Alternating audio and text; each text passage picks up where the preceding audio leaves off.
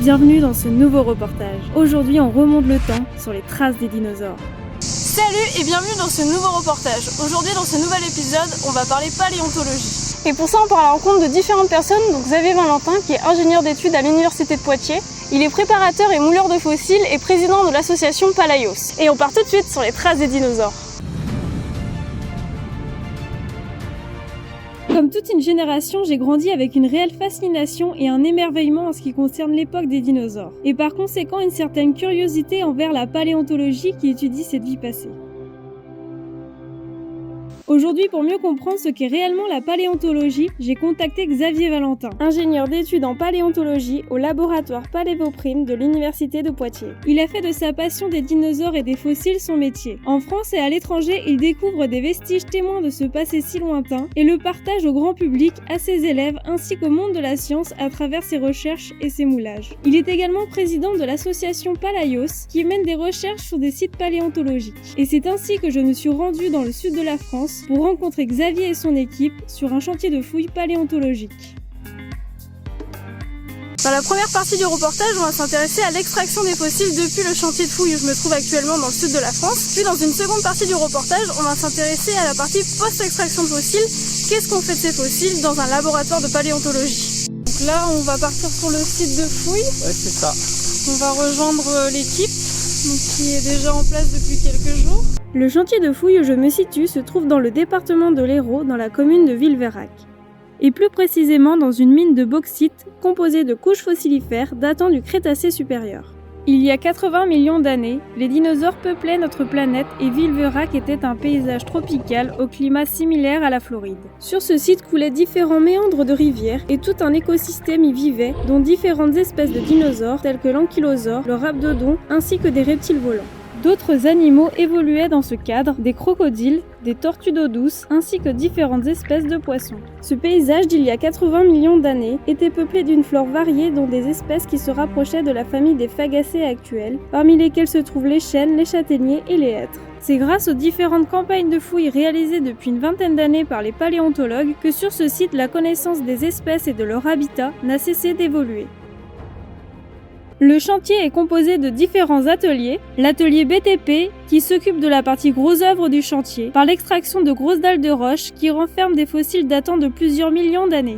L'atelier dégagement qui affine la roche pour extraire les fossiles repérés par l'atelier BTP. L'atelier doigt de fée, qui se charge d'extraire les fossiles plus petits dans la roche, avec des outils adaptés. Et enfin, l'atelier plante, dédié à la recherche de fossiles de végétaux, coordonné par Bernard Gomez, spécialiste en paléobotanique. C'est un petit peu comme un marathon. On est vendredi, ça fait le 4e jour de fouille. Et donc il nous reste à peu près encore deux grosses journées de travail. D'accord. Et en espérant qu'on trouve quelque chose d'important scientifiquement pour pouvoir revenir aussi l'année prochaine. Et surtout avoir du travail d'études qui fait des restes intéressants au niveau paléontologique. À peine arrivé sur le chantier que des découvertes nous attendent déjà.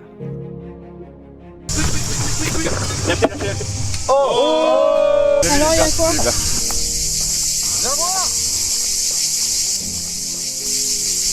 Ça c'est beau ça. Ce serait deux gros morceaux de plastron de tortue. Xavier est content parce que c'est des tortues sur lesquelles il travaille. Et avoir des grands plastrons comme ça, c'est sympa. Et ça veut dire qu'on est aussi dans un bon niveau où on peut avoir des grosses pièces. Là vous faites en sorte de déblayer l'os. Là on utilise vraiment des tout petits outils, quoi. Mettre des petits tournevis, des micro-burins, tout ça.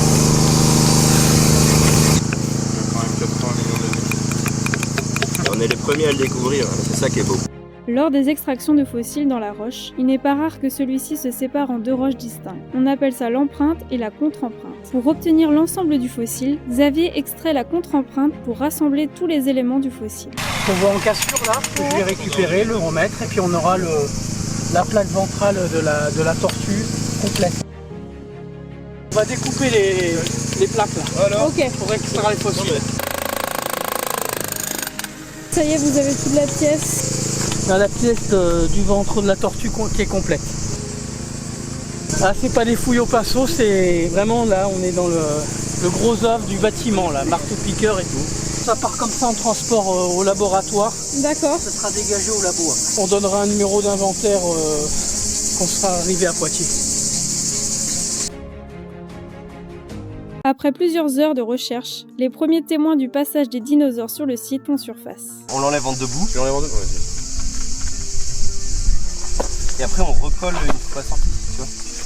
Là, il y a le premier bout de l'os. Ça peut être un os de dino du coup. Celle-là, on va pouvoir la donner. Oh là là là là. Attends, donne le bout, donne le bout. Et donne la colle. Oh, il est beau. Il est beau, voilà. Un morceau de cubitus. Peut-être de théropode. Très bien. Dinosaure carnivore. Les théropodes sont un groupe de dinosaures majoritairement carnivores ayant des tailles très variées, allant par exemple du Tyrannosaure rex mesurant plusieurs dizaines de mètres au Compsognathus mesurant quelques centimètres. Ils pouvaient être terrestres, aériens ou aquatiques. Bipèdes, leurs membres postérieurs leur permettaient de se déplacer, tandis que leurs membres antérieurs de petite taille armés de griffes leur étaient utiles pour attraper et déchiqueter leurs proies. De retour sur le chantier, la roche nous réserve de nouvelles découvertes et pas des moindres. Ça ressemble à une extrémité de ptérosaure. Le ptérosaure, c'est un reptile volant. On a un morceau de début de phalange, quoi. Ah ouais, elle est chouette, hein. C'est fin. Ouais, c'est bien du ptérosaure. Et donc cette espèce, on l'a déjà découverte ici. Il y a eu 2-3 os en totalité sur 15 ans de grattage et 4 ans de chantier de fouille ici. Donc c'est plutôt Donc c'est rare. assez rare, ouais. C'est normal, hein. Ce sont des reptiles qui sont terrestres mais qui étaient aériens. Ces os sont très fragiles, sont très creux comme les oiseaux, quoi. Les découvertes de fossiles de dinosaures s'enchaînent. Allons voir désormais du côté des végétaux les témoins de ce passé. C'est un rameau, ça, avec plein de fruits en connexion dessus. Là, il y a l'empreinte et la contre-empreinte. Ça, c'est magnifique. Bernard, viens voir. Surprise. Regarde, comme c'est beau. Ah ouais, c'est beau. C'est une tige qui va porter en fait une série de fruits. Donc à chaque fois qu'on voit ces petites étoiles, c'est des groupes de fruits. Il est super. Bon, on va le couper tranquille. Et voici le fossile découpé qui sera ensuite examiné en laboratoire, notamment par la technique de la tomographie. La tomographie est une technique d'imagerie qui permet grâce aux rayons X de reconstruire le volume d'un objet à partir d'une série de radiographies en 2 dimensions. C'est notamment grâce à cette technique que l'on peut observer dans certains fruits fossilisés les graines qu'ils contiennent. Les fossiles de végétaux se concentrent sur quelques parties du chantier de fouilles et nécessitent une certaine technique du taillage de la roche afin de les révéler au grand jour. Par exemple, là, celui qu'il a montré, là, on voit le sens du dépôt qui est comme ça, enfin, ça s'est déposé comme ça. Et donc, on a une feuille qu'on aperçoit là, peut-être probablement une là aussi. Et donc, on va casser dans ce plan-là. Attention, surprise.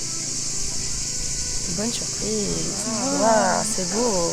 Ah oui, là on voit bien, donc c'est les formes sombres. C'est là, ouais. C'est des Forme sombre, on voit bien l'énergie. Puis là, il y a la contre-empreinte, ça passe. Mais... Voilà. Trop bien. Ça va être plus taillé en labo du coup, étudié. Ouais. C'est ça, c'est Bernard qui va les reprendre et regarder s'il y en a d'autres dans le même bloc. D'accord. Mais essayer de les dégager un peu plus, faire peut-être des moulages, des lavages, des photos surtout. Après avoir observé l'extraction des fossiles sur les différents ateliers, nous allons tenter d'extraire et d'apprendre les techniques d'extraction de ces fossiles datant de plusieurs millions d'années à travers ce tuto paléo. Donc là on va faire un tuto paléontologie. C'est ça. Donc comment ça se passe? Déjà, il faut essayer d'avoir une paillasse à peu près propre. Enfin, une paillasse, un plan de travail à peu près propre. Donc, comme on risque de s'éclater les mains avec, voilà, on prend une petite balayette. Une fois que ton plan il est propre, enfin à peu près propre, tu prends un bloc qui est sympa où il y a des petits trucs. Donc là, nous on t'a pris un bloc un peu tendre histoire que ce soit pas trop dur à taper dedans. Ici, tu as un petit morceau de tortue. Et ça, à vrai dire, je sais pas ce que c'est. On découvrira en creusant. Ça marche. Ouais, peut-être une tortue. Ouais, donc voilà. je pense aussi, hein. En termes d'outils, on se sert de couteau à huître. Ouais. Je te laisse le mien si tu veux. Ok, merci. On se sert de burin. Ok. Des marteaux, des masses, des pinceaux, des aiguilles. Et en beaucoup de géologie, patience. tu as des marteaux de géologues qui sont un peu plus pratiques pour taper. La stratégie pour dégager les trucs, c'est de dégager autour de ton écaille de ton fossile, histoire de bien le voir et d'être sûr de pas mettre de coups dedans pour pas le casser. Mon écaille, elle est ici là, comme ça. Je vais mettre mon couteau en parallèle à l'écaille pour essayer de dégager un petit peu la roche autour. Et comme ça la fait sauter un peu. C'est un petit peu le même principe pour toi, tu vas pouvoir taper autour de l'écaille qui est là. Okay. Donc voilà, je te laisse le Merci. Et je te laisse le marteau. Merci. C'est un coup de main à prendre. Les chantiers de fouilles, comme à Villeverac, permettent aux équipes de bénévoles de participer à des stages de perfectionnement, d'identification et d'extraction des fossiles et de découvrir les professions en lien avec la paléontologie. Voilà, t'as bien dégagé ta roche. Et là, tu vois, on voit un petit début de bordure de ton écaille. Donc tu sais qu'elle va aller jusque là. Et même, t'as réussi à dégager une écaille qui avait en dessous. Ok. Qu'on n'avait pas vu jusqu'à présent. Ça marche. Voilà. Et de fil en aiguille, c'est comme ça qu'on arrive à sortir nos écailles de nos blocs.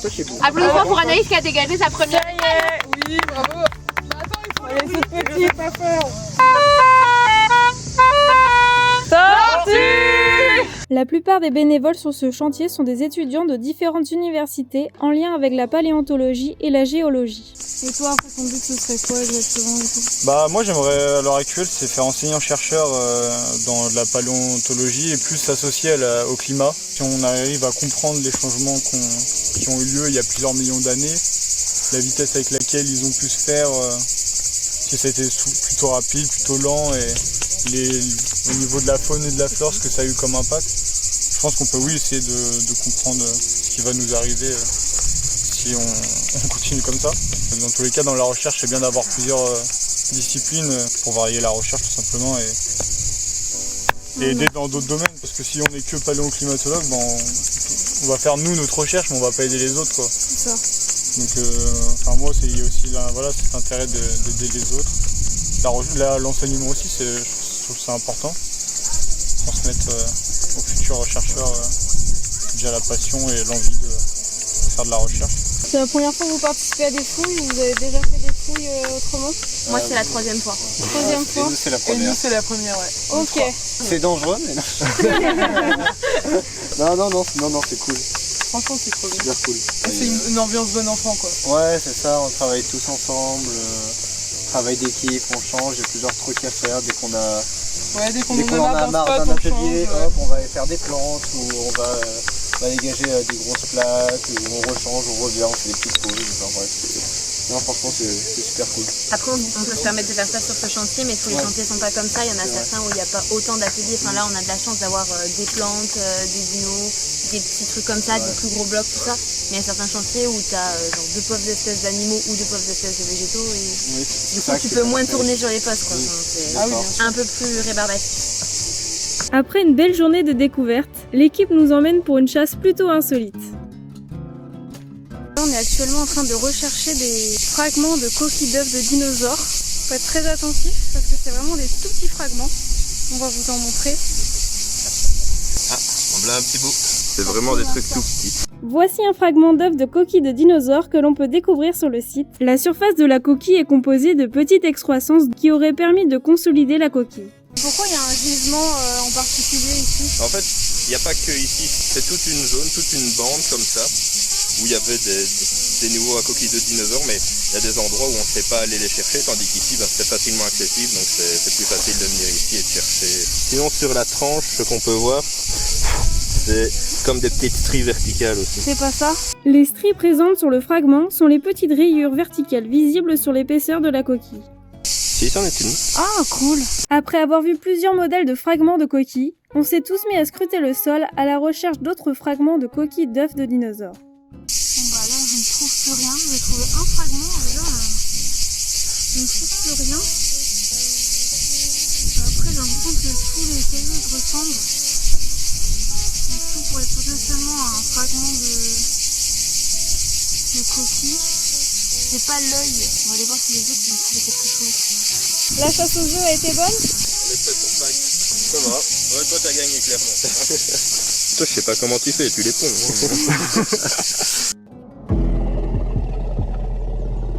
Et aujourd'hui, on se retrouve pour la seconde partie du reportage à l'université de Poitiers au laboratoire Palévoprime où Xavier analyse et prépare les fossiles. Le laboratoire Palévoprime de l'Université de Poitiers est spécialisé dans la recherche paléontologique composée de différents domaines d'expertise et c'est au sein de ce laboratoire que nous retrouvons Xavier dans son atelier où il prépare et réalise des moulages de fossiles. On est dans l'atelier de préparation des fossiles.